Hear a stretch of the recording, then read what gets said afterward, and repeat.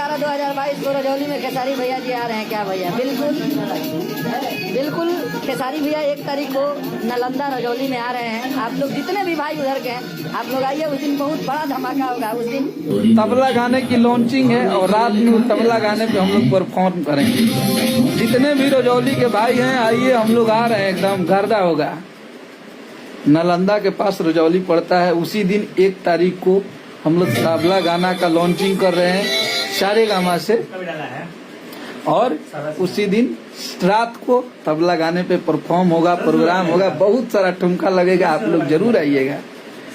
हरे की गाँव में पढ़बू तू खतना, हरे की सोना चलिया वो पटना।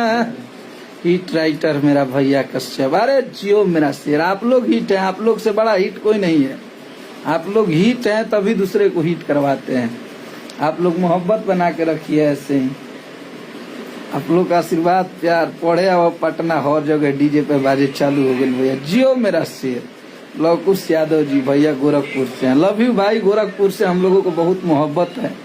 गोरखपुर में हमारे हिट मशीन जी बहुत ज्यादा शूटिंग कर रहे हैं आजकल।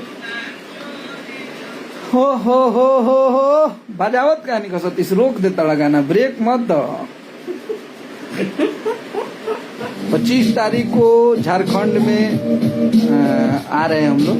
25 को भी आप लोग जो उधर के भाई हैं आइए।